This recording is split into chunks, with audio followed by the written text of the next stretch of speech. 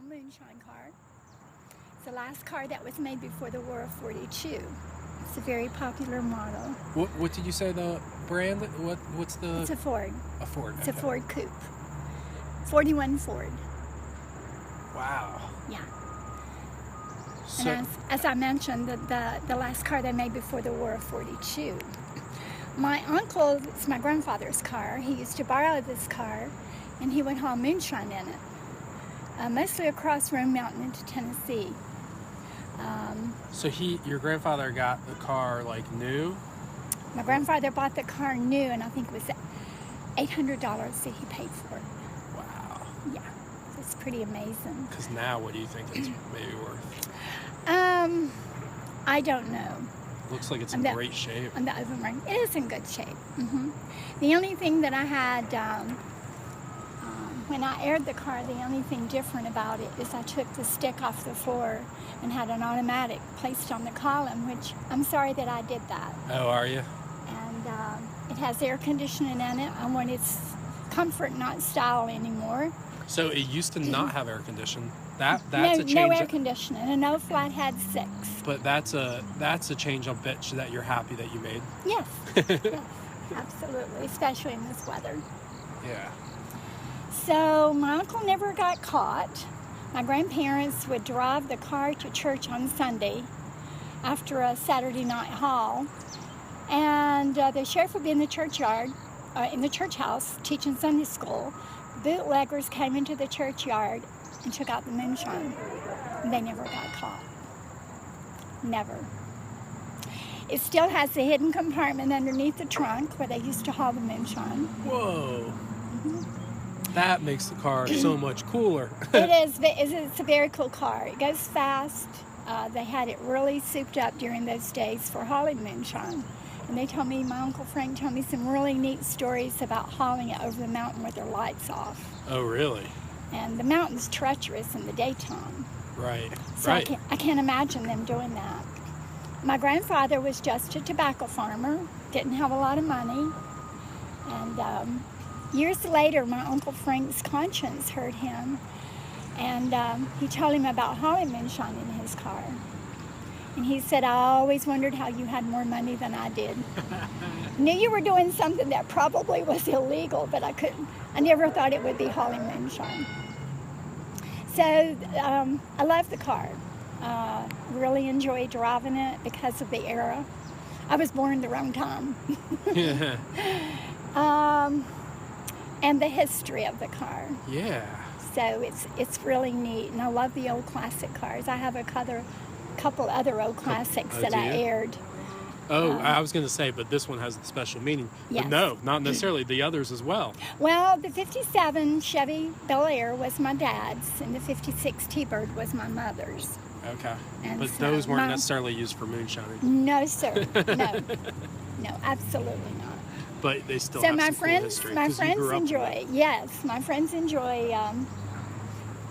Once in a while, me taking a little pint of illegal moonshine to them in this car. Ah, that's awesome. And then when I get pictures, I say everything but not a picture of my tag. Yeah. That's a little history on this car. I love it. I'm a nurse, and I've always cared about others, had deep compassion for those in pain or suffering.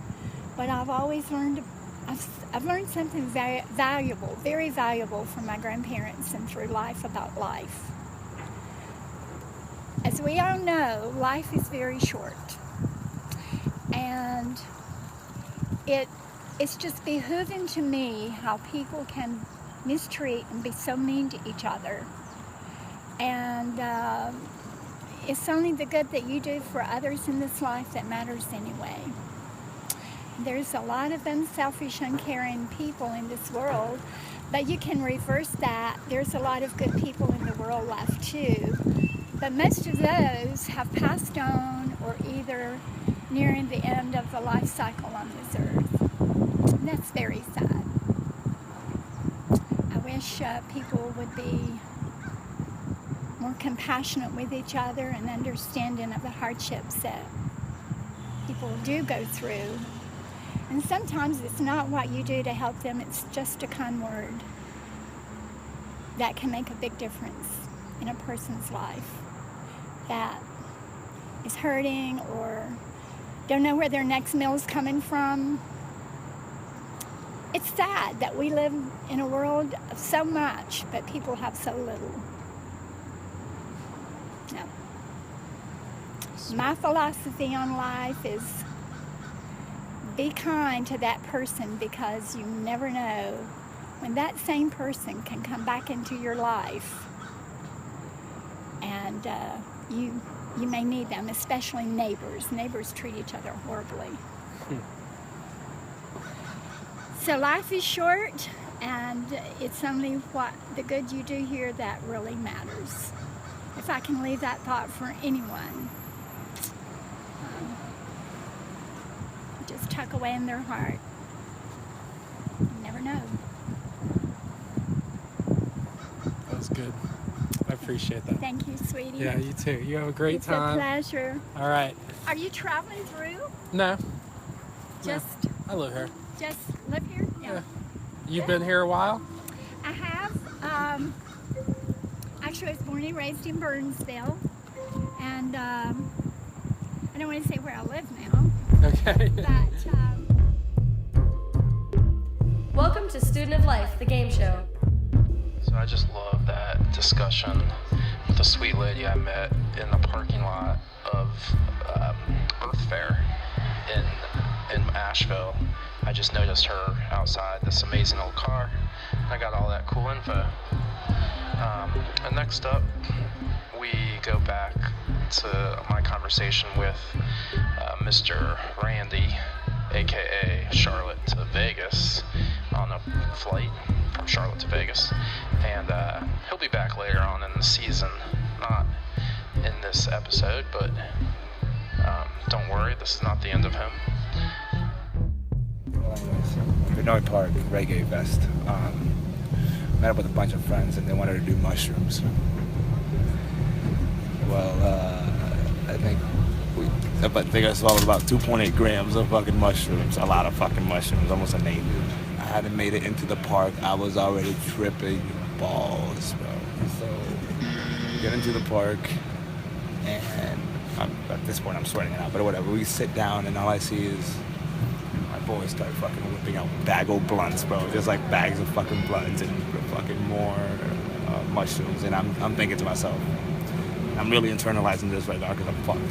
What the fuck are you doing? You have a fucking career. You have, what the fuck are you doing? Get the fuck out of here. So like, I just started wondering. And all of a sudden I start hearing You started wandering? Leaving, yeah. Just okay. like getting away from the crowd because they're being stupid. And then I start hearing these fucking sirens go off, like sirens. And I don't know if you've been to Benoit Park, but it's right on the water.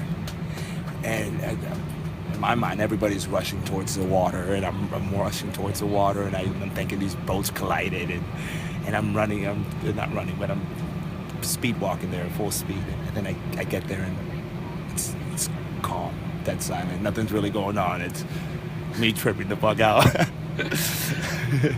So I start walking back. And it triggers again, and everybody's rushing, and I'm like, oh my god, I'm running over there, and nothing. And I'm like, okay, you gotta get the fuck out of here now. So I'm trying to pull the Uber, and I don't know if you've ever done mushrooms, you cannot get anything to fucking function. I'm stuck there for like 45 minutes trying to figure out this fucking Uber situation before I can actually get out of the show.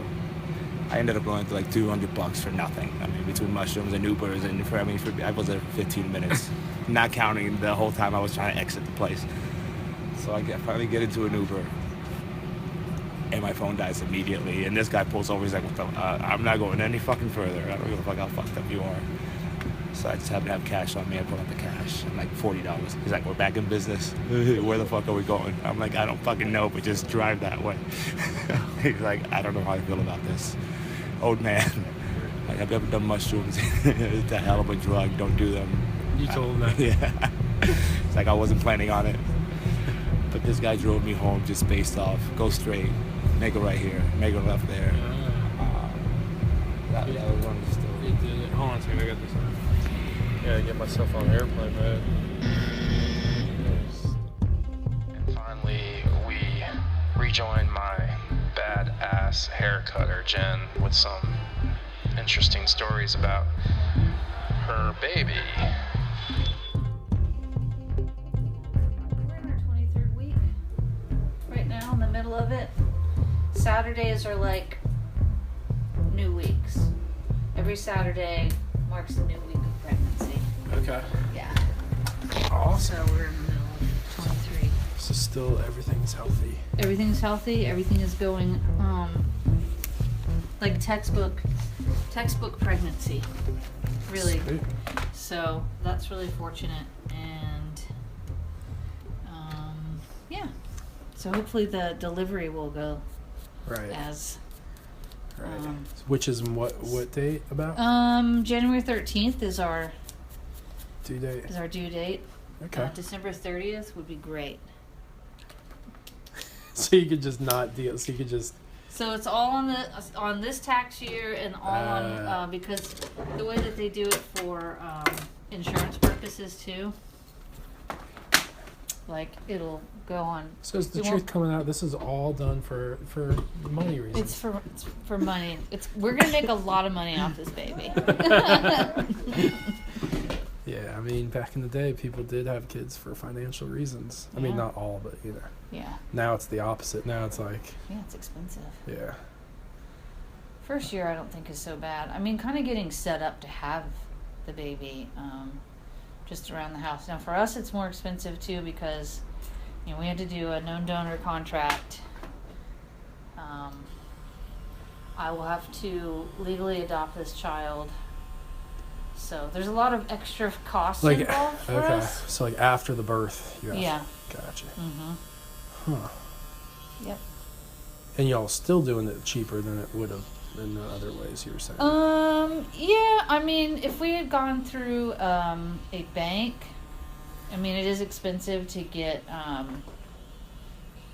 vials of sperm, or like between $700 and $900 a pop. Damn. So, yeah, that's expensive. You're kind of built in with your, they've already signed away parental rights, the donors have, in terms of that, so it kind of builds in all of that stuff. But usually also if you go through a bank, you also have to, you can do it at home, but usually it involves going then, like having it delivered, having it stored, and then you have to go to a clinic to have them do the insertion. And people are curious, like people ask you a lot of questions when they know that you're having a baby in a non-traditional way. Mm-hmm. They have a lot of questions, which I totally get. Right. Family members, one in particular asked about if we would tell them who the donor was, and we were like, no, we're not going to share that at this time. Like eventually this person has agreed that to be known to the child, but that we haven't even decided, like. Yeah, the person didn't tell you, like, go ahead and tell every single person. And don't tell every single person, and because we don't know, it's kind of tricky territory. Right, because you want to make sure that the relationship with your child and the donor goes as planned. Like, it's like you said, it's tricky, and you want to make sure that it's a healthy, good thing that for all involved, especially the kid. Yeah, especially the kid, and you have to be careful, and especially in this state, with your parental rights, as when you're LGBTQ, like the legal system is not in your favor. So you just have to be really careful about stuff like that. Mm-hmm. But so you have one nosy family member. We have a nosy family member who, we said, no, we're not sharing that at this time. We didn't say no, we won't ever, but at this time we're just not gonna, we haven't navigated all that stuff yet. Eventually they've agreed to be known to the child. That could be when the child is 16, you know. Just they've agreed that they would at least be available. Right. To know. No, I think that's perfect. And how they'll be in the life as an uncle, they're not playing a parental role at all. They have provided a service so that we can make a family. They are not interested in being a father or anything like that. Right. But so this family member took it upon themselves to do some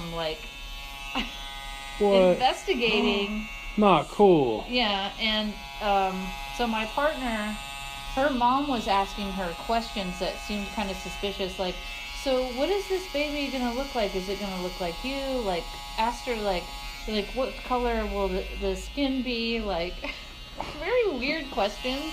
Oh wait, so this is your partner's? It was a partner. My partner's mother was asking these questions. But I'm saying the inquisitive family member prior to that, was that on your side or your my partner's side? side. Okay. My partner's sibling. So obvious. Okay, and so so when asking these questions, like, my partner's like, well, she was like, I'll show you a picture of, so the donor has a family too. Mm-hmm. She was like, I can show you a picture of the baby that they have, but my baby's not going to look like their baby because his wife is, darker than me and Right. kind of, and so went to open like a social media app and noticed that her sibling was following our donor. What? Oh my god. And was just like, oh my god. So she like did somehow like some type of investigating, and I think, used like an email. I don't know exactly what she did. That but, is like, so not cool. Yeah. And when my partner like called her out on it, like sent her a text like, so I noticed that you're following my donor. Yeah, like that is not okay. No. And the sibling was like, that's the future, that is the biological father of my future niece or nephew, and I don't see why you're being so secretive. And said, "Bye, Felicia," in the text. Oh my god. Jesus. It's like, dude, you don't have like any rights to know anything. Right. Nice enough for your partner to even tell them. Yeah. Like, it's a private thing, especially. It's a very private thing. And it's a very private thing. Like, right. We don't want our donor's family tracking us down and thinking that they have some right That's to true. know us. Just That's because true. they have a biological connection. Like, and it's like... Right, that's not what you signed up for. Yeah. Trying to explain this to her. And she will not, like, she's not, like, owning... She has not said... All she had to say were just, like, being really defensive and, like, snarky. No, she owes you guys big time apologies. Yeah. And no, like, remorse or, like, understanding of, oh, I guess I didn't think of that. Like... And I love the movie Friday, but... Yeah. But no one should use that phrase. I Yeah. I don't really like it when it's being used outside of quoting the movie. Right. I know it's become, but the Yeah. fact of the matter is almost everyone using it doesn't even know Friday. Right. Like, they don't even know where it came from, and Yeah. they think they're being, like, such a badass by saying it. Yeah. Yeah. Like, Exactly. I wonder if your partner's sibling... She was, like, mad for so many reasons, and part of the reason she was mad was that the sibling used that in a text in response to being, like, called out, like, what the hell are you doing? No, I'm saying I wonder if your partner's sibling who used it Mm-hmm. saw Friday. I doubt it, but maybe. Maybe. She does sit around and smoke a lot of weed and is an underachiever, so... Okay. Maybe then. I think what she needs to do is become a private investigator. Yes. Like, hey, we got bad news. We're really mad at what you did, but let's turn this into a positive. We got a new career for you. Yeah, we're thinking maybe. We know that. Your Yeah, call. it's all come together. Use By Felicia, which means you're sitting at home on your couch watching Friday, smoking, not doing anything with your life, like Yeah, the you're characters like- from Friday. Yeah. You But have nothing to do with your life except like, for investigate. So Yeah. you know what? Yeah. That's funny. I love the new graffiti on your all's wall. You do. Yeah, do you not? Are Are you just okay with it? Was it not y'all? No, it is. I mean, Okay. somebody approached us that was wanted to, it's in memorial to somebody. Oh, really? And approached us and said, like, I want to do a mural, but Is it in memorial for that local guy who died, who was all into like the yoga community and stuff? I don't think so. Okay. No, it's a different friend.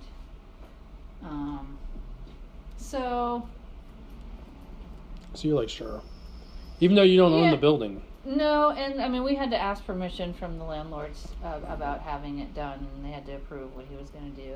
And Okay. I I think it looks neat, but why don't? Well, what's your deal? Why aren't you in it? mean, to me, I would like to see something that just has a little bit more. It's a little flat. Okay.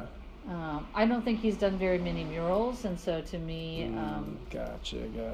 I mean, Well, did you say this is going to stay up forever, or were you like, we'll leave this up for a little while? yeah. Because maybe like in a year you could get a new Yeah, and person. that's probably is what's going to happen. Like, Okay. and he put a lot of, his heart and soul into it. So I don't mean to be, Right. I don't mean to be cruel. Maybe I'm not crazy about it. I don't think it's terrible or anything. I just, Right. You just think maybe it's not so good large scale. Where yeah, I maybe don't. you like the image, maybe just as a small image, but not for something. Yeah, I just feel like it's when he sent some kind of mock-ups. I guess in my mind, I thought it would just have more to it. It kind of looks very similar to the mock-up in that it doesn't have like a lot of shading or, to me, like there's a lot of people that are doing kind of graffiti style mural artist stuff that just looks. I mean, I think he's a little amateur, and so it comes off that way. Mm-hmm. Which is fine. Like he hasn't really done that kind of stuff, and that's what was kind of cool about it is that, we can't afford, because of where we're at, to pay somebody who is Right. legit to do Right. to do something. So he approached us and was like, I will do it at my own cost. I just want to have the canvas. So Right. it's really a win-win because it puts something on that wall. It draws attention. Right. So even though you're And it not in gives love him- with it, yeah, it's and still it gives him a it's still chance to- you to still like practice. it. Yeah, I It's do. still not bad. You still like that it's there Yes. because it was free and it's better than nothing. Yeah, it's better than nothing, and it gave somebody who is an artist a canvas to work on and to practice. And I'm sure he learned a lot, just by doing it. And that wall is hard too because it has texture on it. Yeah, It's yeah. not flat, Right. It's got weird bricks. Yeah. Hello. How are you? Good. Awesome. Just got a little rainy out there, right? Yeah. Didn't start till I got. Until you got on your way here, right? Yeah. I just saw sun and rain and then. Mhm.